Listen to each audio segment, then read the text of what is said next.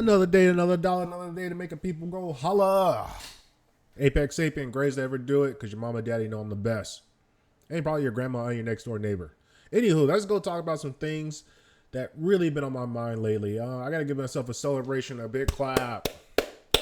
I have completed my first year of business. First time in business as a full-time entrepreneur in the home service and entertainment building or business and security cameras and all of this type of stuff. And I got 10 lessons that I learned from being in business for myself. And let me tell you guys, all you people who want to be entrepreneurs, let me tell you something. It's not an easy task. It's not. Some entrepreneurs make it look easy, but there's a lot of turmoil, stress, sleepless nights, worry, highs and lows, and all types of shit that will make you fucking lose your mind. But it's a wonderful experience. It's fun. It's a lot of gratitude you get to like have for yourself of the ability to provide for you, that you yourself had created something that people see as valuable and they give you money for it. And in return, you can kind of live on your own terms. And that's the cool part about it. But let me tell you about the 10 things I learned that was not cool. Number one thing that you gotta have to learn about like being an entrepreneur and going through this journey is you can't stress about money. Like, don't get me wrong, money is the lifeblood of your business. It's the thing that lets your business be able to be profitable and be able to do it every day. But you can't stress. You can't. I can't put this enough. I can't stress this enough. No pun intended. But stressing about money it's a killer because you're never gonna have enough. You're never gonna have enough. Even when you have a great day. I've had $1,000 days, and I still stress the next week because what you realize is you're playing a race against time. And if you think that far ahead, you're always going to be like, just, I don't have enough money for retirement. I don't have enough money for family, kids, a house, a down payment, blah, blah, blah, so forth, so forth. So you can't stress about that stuff. All you can really focus on is your daily inputs that you're doing to grow the business, to be able to do the best that you can do for your job and to try to be as profitable and be as pleasant when you're there and being around. Because listen, the money's going to come and go. Money ebbs and flows. That's one of the first things you have to learn. Is when you give up that life of the salary, which is just a steady income, which is just what you're going to get every day. The entrepreneur life is ups and waves, ups and waves. Some days you might make $50. Some days you might lose some money. Some days you make $1,000. You never know. That's the beauty of it. Every day is a fucking mystery. All you can do is wake up, do the best you can do, and have fun with it. And just appreciate the journey and know that you're doing something that most people can't do. And you're going to get results that most people are not going to get. And it's very powerful. It's very enlightening to just the reality of the world, which is you got to do something, people. You got to do something. I don't know what you're going to do, but you got to do something. Number two, as you can tell, personality goes a long way. Personality is huge.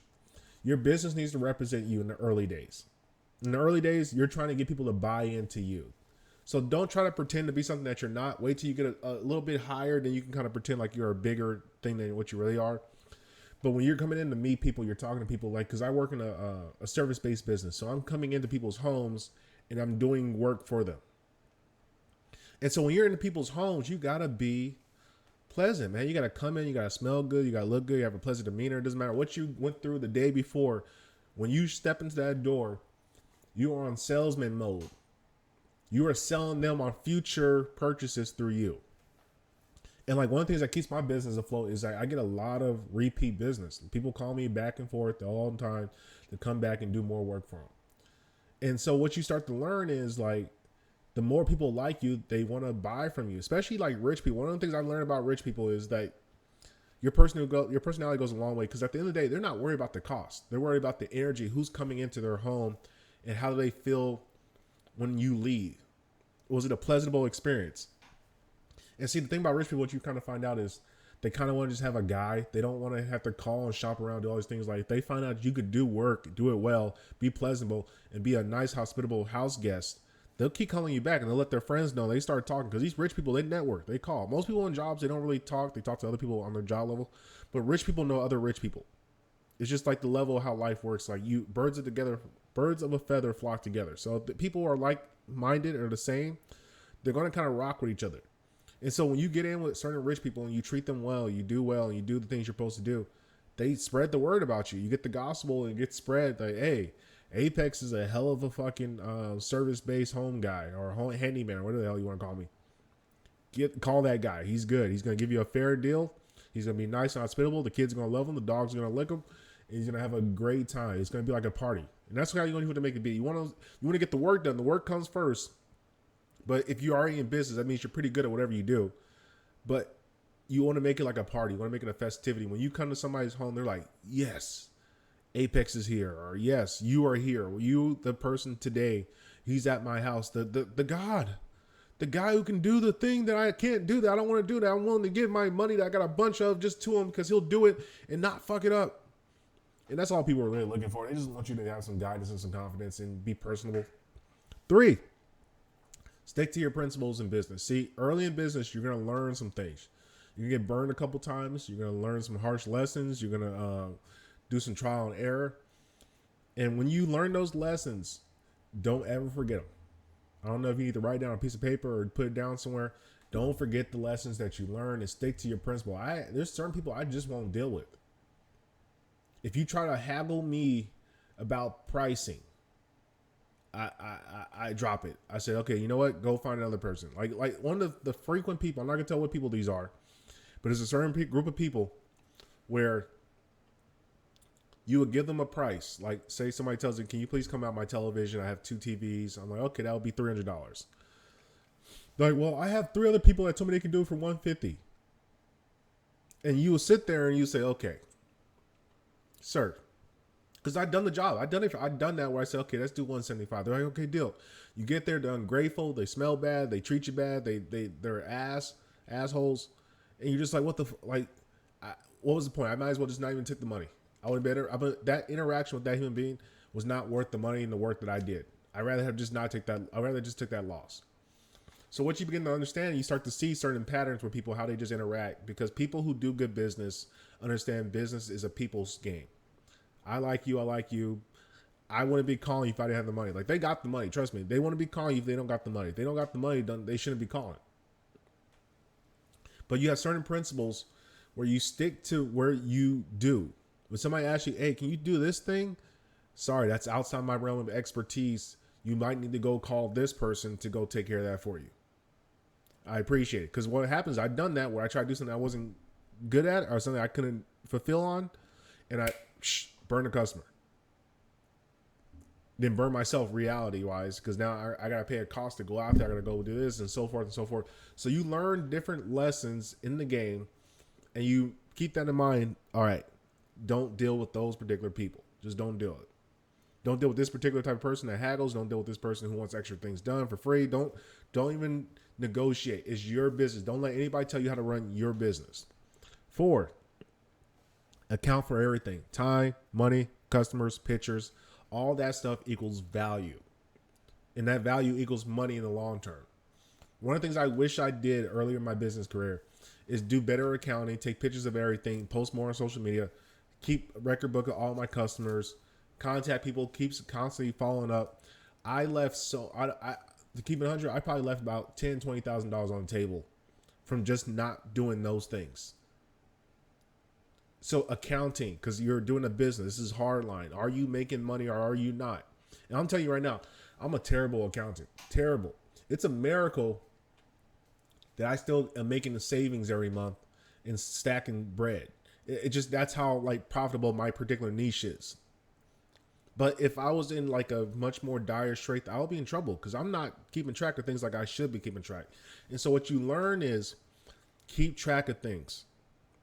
It's always a good day to start keeping track, no matter what you do. You want that paper trail, because then you can present that to a bank for a loan. You present that to other people, so forth and so forth. You have the ability to go and get more funding for your business because you have a paper trail and you can attract more business. The more you keep track of, the more history you have, the more value you can provide because you have a track record. Track record is brilliant, just like your transcripts, just like your whatever it's called, your personal records, your credit score, everything like that. There's a reason we account for things so we know what your past experience is. 5, in the words of Marshawn Lynch, count your chickens and save your chickens. Don't be spending crazy. I spent a lot of money on just dumb shit. A lot of money on dumb stuff. I should have way more put away than I actually have. And I got a pretty good sizable put away, but I should have way more put away than I have. And this once again comes down to accounting and me kind of spending what I'm bringing in. Because when you're making money and you're on a hot streak, if you're doing days where you're going 500, 600, 700, 300, 200, 400, 500, and you're doing that in a week and you fuck around and you got $3,000 at the end of the week, you want to go blow it. When you're used to having a salary job where you might make 3,000 over the whole fucking month. So you get all this stack and you're like, damn, dude, I just made how much money in a week? It's like, shit, I can just blow it. And that's what most people do. They elevate their living expense. But you got to understand, in business, there's ebbs and flows. Ebbs and flows. By taking the time to actually stack the money away and keep it away and hold on to it, you save yourself future problems and you give yourself more value and you give yourself the ability to say, no, I want to take a day off. I don't want to do anything today. No, that job is not worth it to me. You're charging too little to that job. No, bleep that. So what you learn is you stack your chickens and you save your chickens. You got a whole lot of eggs that are saved up at the end of the month. 6, take care of your body. One of the biggest things that most entrepreneurs fail is taking care of their health. See, entrepreneur is such a stressful game because it's all on you. As soon as you wake up, clock starts, you got to make it. You got to make the most of the day. Every day is like that. It's like a race, like a marathon. Make it. And that can be very stressful on the mind. And the best way to clear that stress in the mind is to take care of your body and to train. That's why I got all that stuff back there, because I try to make sure that I get myself in a proper physical condition so I feel good. When I feel good, I'm going to start looking good. When I look good, I perform good. And when you look good and you perform good, you get lucky. Every time I had a low streak in business, I noticed I wasn't taking care of my health. Staying up too late, drinking, BSing, just not doing the things I need to do, not eating well, not eating at all. Make sure you take care of your body, because you are the main funnel by which the mechanism or the machine works for your business. If you don't take care of yourself, the business falls apart. And it's not like you're Walmart. Not like you're one of these companies where you can step away from the business still makes money. You got to be able to get out there and still do it every day. So the better you take care of yourself, the easier it is to get out there and do it every day. You build the endurance. And the more you have for your cardio and your endurance, the more money you can make throughout the day without getting as tired. And you just repeat the cycle, and you eventually give yourself a boost of head. 7, when you're a business owner, you got unlimited free time. And that sounds crazy. Like, even though it's a 24/7 job, it's kind of like your life. You don't have to be anywhere you don't want to be. So you have freedom. Take advantage of it. Go out, take a trail walk. Go to the local watering hole. Go visit different places around the city during times when nobody's around. Enjoy the freedom that you have. Don't let it become a job to you. Remember why you got into the game of entrepreneurship in the first place, which was freedom. You want the ability to do what you want to do when you feel like doing it, how you feel like doing it. Work with who you want to work with. And what you begin to find out is, as you get this freedom, you're able to go out there, you can network with different people, because you're only going to meet, like if you go out during the day at like 1 o'clock, 2 o'clock in the afternoon, and you're just around local places, you meet other people who are like you, who also do business, because only people who are running a business are going to be around on a Tuesday at Whole Foods at 12 o'clock in the afternoon or 1 o'clock in the afternoon. So you run across people. And that's how you build your business. You got to go out there and talk, mingle, talk hands, shake hands, meet, talk, communicate. Let people know that, hey, I do something that's serviceable. Hey, do you need my service? It's an easy entry point to start. You can start a conversation with almost anybody doing that. 8, I wish I learned this earlier. Charge more. I left a lot of money on the table by just not charging more. A lot of people want to pay you. Some of the tips, I've gotten $100 tips before. I'm like, damn. I could charge that person $100 more. They were looking to pay. They were just happy to have me around. So when you learn that people got the money, charge them. They want to be charged. Especially older people that got like a bunch of money in the bank. Because trust me, what you think is a lot of money might not be a lot of money to somebody.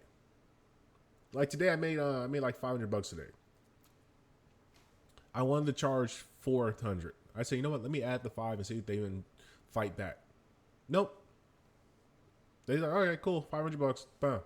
Send it to me. I said, oh. And so when that wakes up to you, that you can charge more and people are happy to pay it, they'll pay it. They don't care. Because at the end of the day, They know they can't take the money with them, so they got to do something with it. And they already have investments. A lot of people are very well taken care of. When you work with rich people, what you find out is they got their boards already taken out. That $500, that $1,000 that they're paying, that's not going to make or break them. It's just a tax write off. All right, I spent this for my house, tax write off. They get it back at the end of the year anyway. So charge more. They don't care. Think about it, man. 9. Once again, this goes back to like clientele. Find your ideal client and figure out how to get in front of them. That's the secret to life. Find your ideal client. Find the person that you want to work with. Find the people that you want to work with. By finding those people that you want to work with, you're going to make a hell of a lot more money. Because that's the people who need you.